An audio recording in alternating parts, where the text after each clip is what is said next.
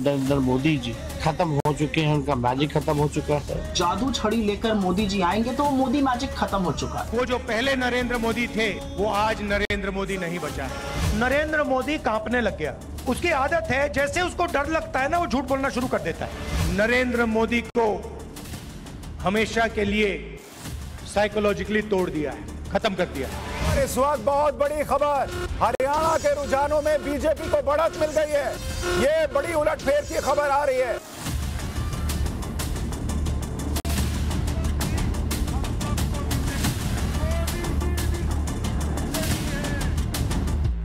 हरियाणा में तीसरी बार लगातार कमल खिला है। हरियाणा के लोगों ने छप्पर फाड़कर वोट दिया है।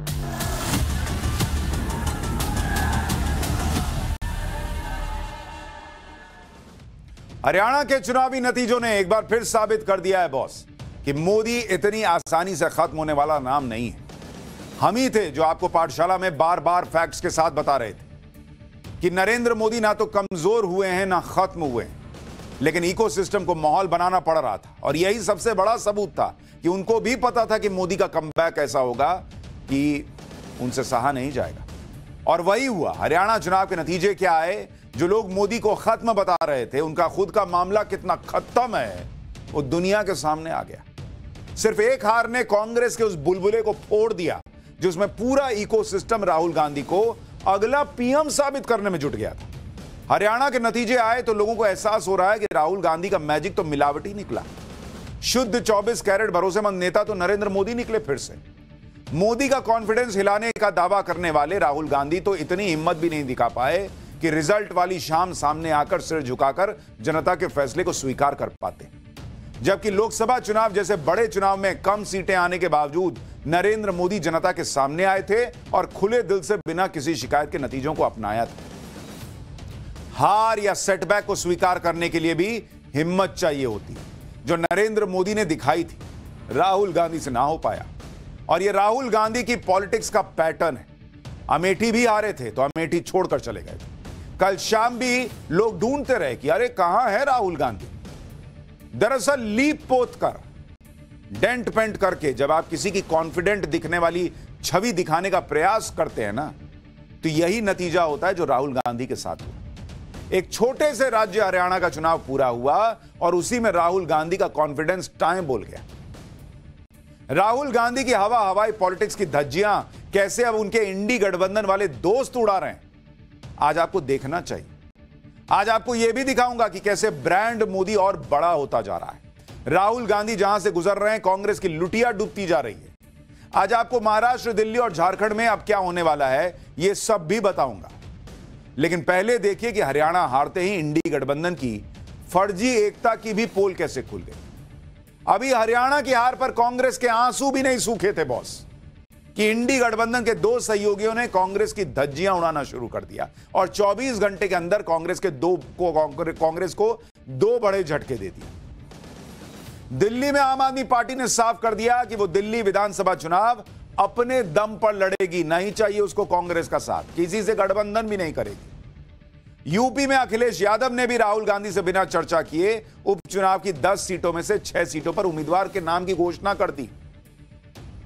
यह कांग्रेस की हालत हो गई है हरियाणा की हार के बाद। कोई सटने को तैयार नहीं है, हटो दूर वाला हिसाब चल रहा है इंडिया अलायंस में। शायद अरविंद केजरीवाल और अखिलेश यादव को लग गया होगा कि अगर कांग्रेस के साथ रहे तो अपने गढ़ में भी ना गंवा दे सीटें, इसलिए उन्होंने बिना देरी के राहुल गांधी से दूरी बना ली। दूर से नमस्ते कर दिया कि राहुल जी रहने दीजिए, आप अपना देखिए। क्योंकि उन्हें पता है कि जब कांग्रेस जीत रही होती है तो इनको तो पूछती नहीं है, जब हारने लगती है तो कंधे पे चढ़ जाती है।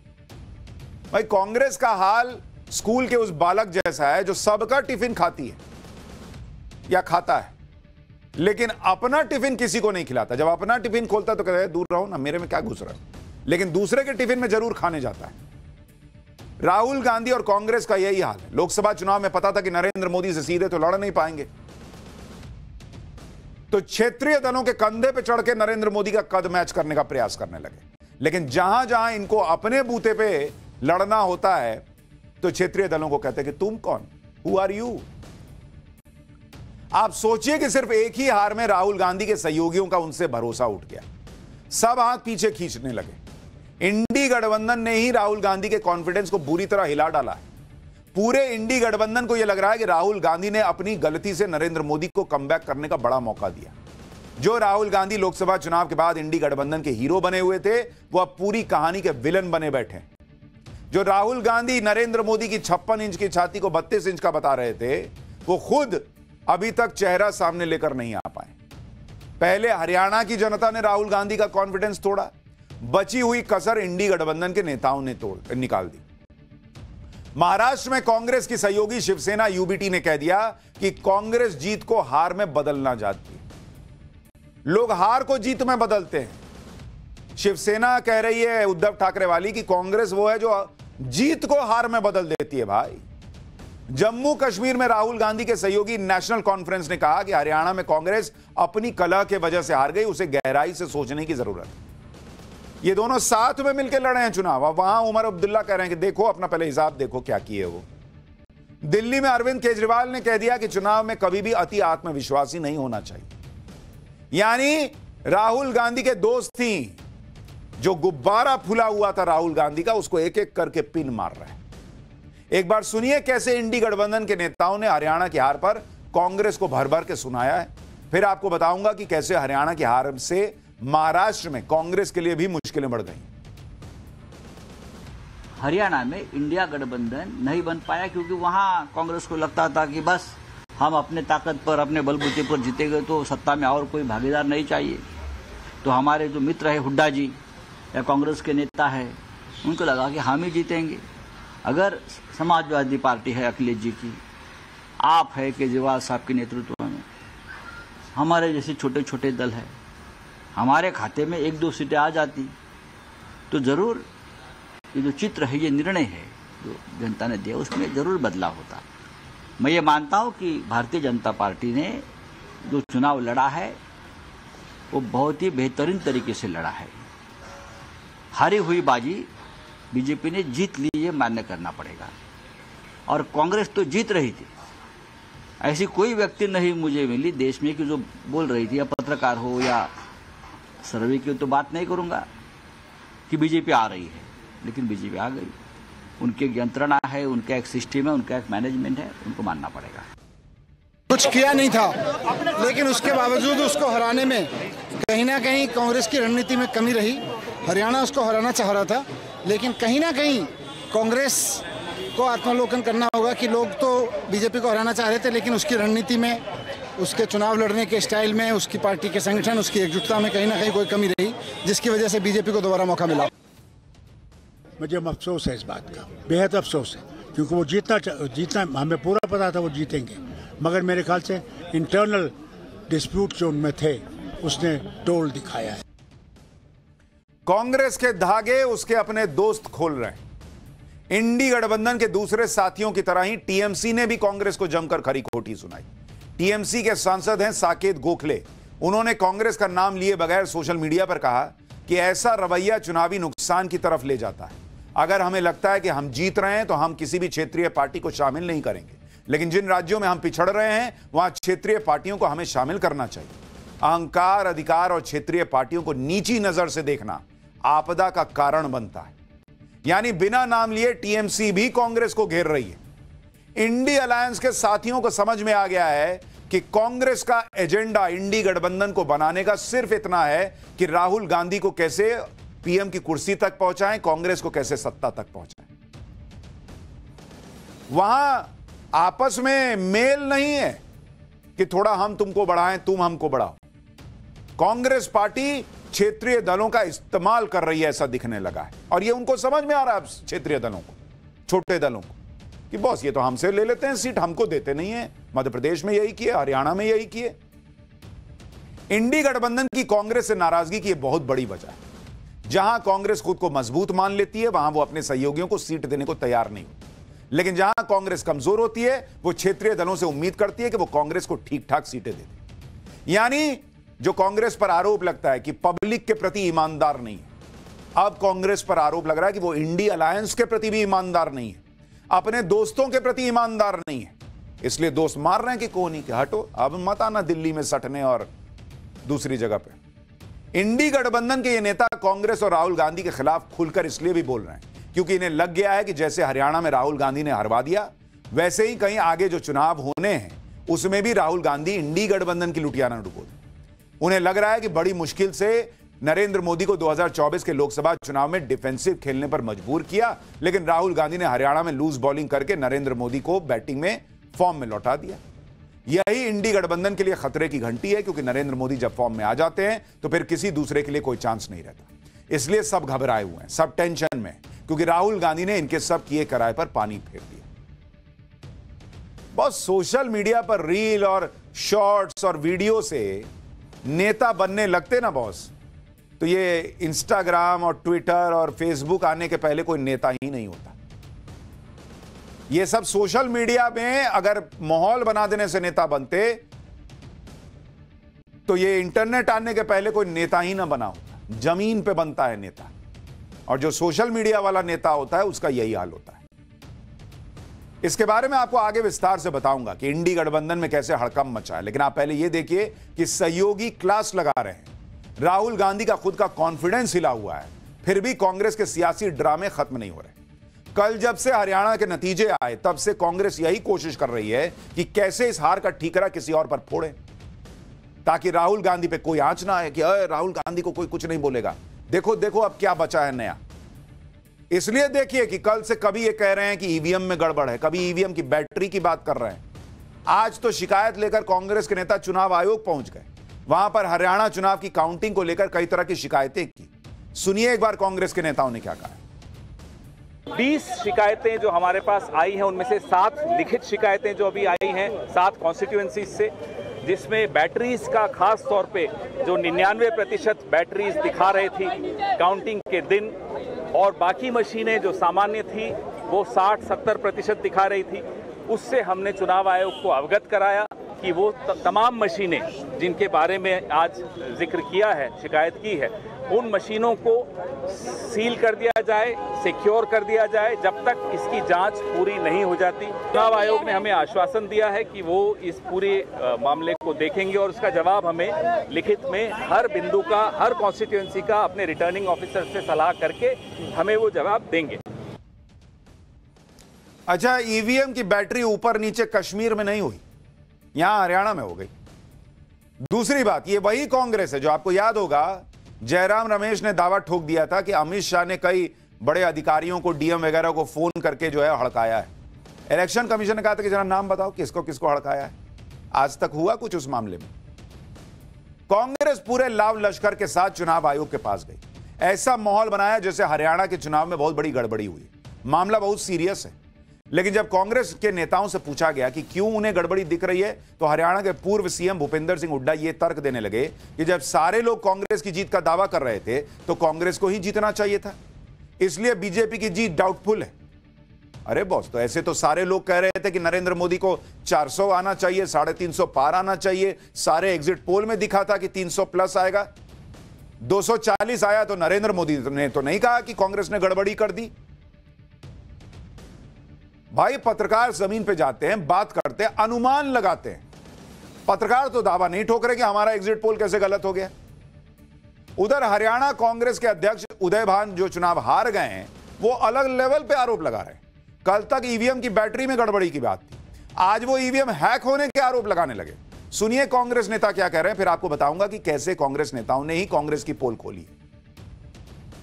देखिए, आप भी थे, पूरा देश इस बात में आज संदेह है, और ये जो नतीजा है हरियाणा का आश्चर्यचकित करने वाला है, क्योंकि हर आदमी समझता था कि हरियाणा में कांग्रेस सरकार बनाने जा रही है। चाहे आप मीडिया के आदमी हो, चाहे आपके एक्सपर्ट हो, चाहे आईबी हो, चाहे कोई भी एजेंसी हो, सबकी ये रिपोर्ट, सारे सर्वे ये आए थे। लेकिन ये हुआ, पोस्टल बैलेट की गिनती शुरू होती है तो हर जगह कांग्रेस लीड करती है, ईवीएम की शुरू होती है तो कांग्रेस साइड करने जाती है। सारे हमने मुद्दे रखे हैं कि किस तरह से ईवीएम हैक की गई है, और जिस तरह से 99% बैटरी हो नहीं सकती जो उसमें हुई है, वो एक बहुत बड़ा संदेह का कारण बना हुआ है। कि ये ईवीएम इसमें हैक हुई है। कांग्रेस पार्टी ईवीएम के हैक तक चली गई, लेकिन बेसिक से सवालों के जवाब नहीं देगी कि अगर ईवीएम हैक हो रहा था तो नरेंद्र मोदी और बीजेपी को 240 सीटें लोकसभा में क्यों आई? विनेश फोगाट कैसे जीत गई, जिसके लिए इतना माहौल बनाया कि मोदी जी ने मेडल नहीं लेने दिया? विनेश फोगाट कैसे जीत गई? अरे वो छोड़िए, कांग्रेस जो है नेशनल कॉन्फ्रेंस के गठबंधन के साथ जम्मू कश्मीर में सरकार कैसे बना रही है अगर ईवीएम हैक हो सकता है? लेकिन कांग्रेस, उसके आरोप और लॉजिक, इनका मुंह दो तरफ होता है, ये आपस में मिलते ही नहीं। कांग्रेस के नेता एक तरफ तो सारा दोष ईवीएम पर डालने में जुटे हैं, लेकिन हरियाणा में उन्हीं के नेता मान रहे हैं कि कांग्रेस की हार की वजह गुटबाजी है। हरियाणा में हार के मंथन के लिए कुमारी शैलजा के घर पर कांग्रेस नेताओं का जमावड़ा लगा, तो इन नेताओं ने हार का ठीकरा हुड्डा परिवार पर फोड़ दिया।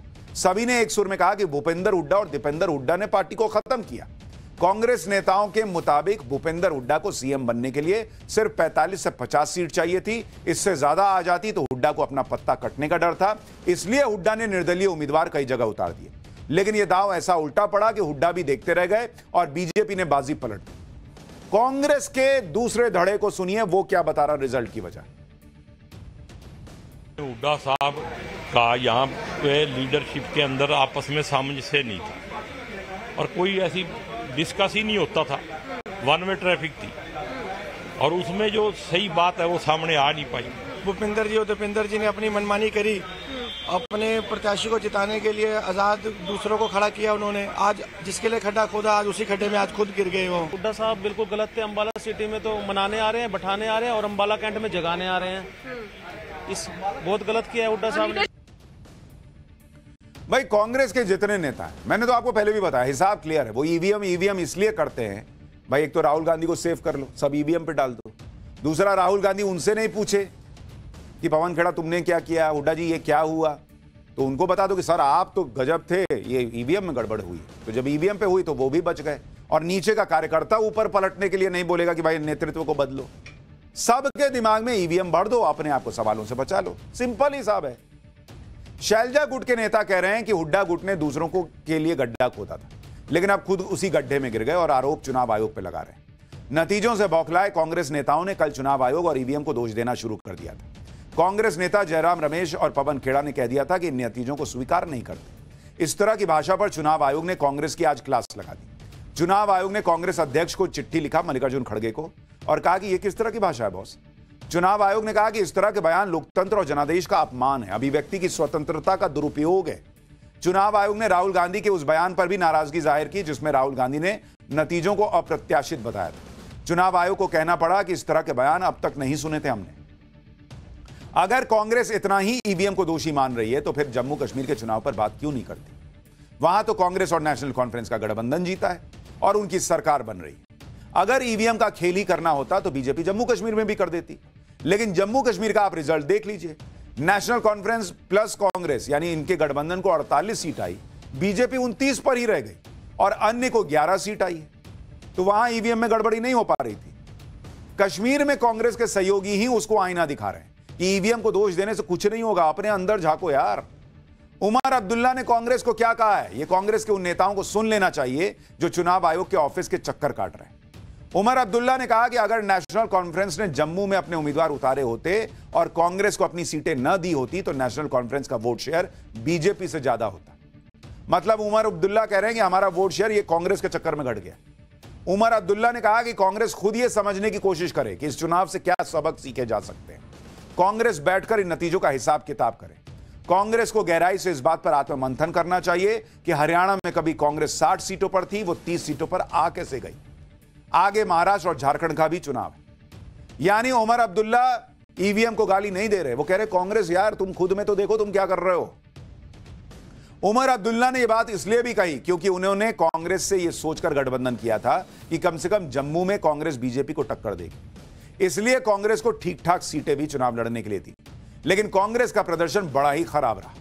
जम्मू कश्मीर में अगर आप देखेंगे कांग्रेस का प्रदर्शन कैसा रहा है तो आपको समझ में आ जाएगा कि ये सिर्फ ईवीएम रोज सकते हैं, अपने आप को सुधार नहीं सकते। अगर आप J&K का प्रदर्शन देखें,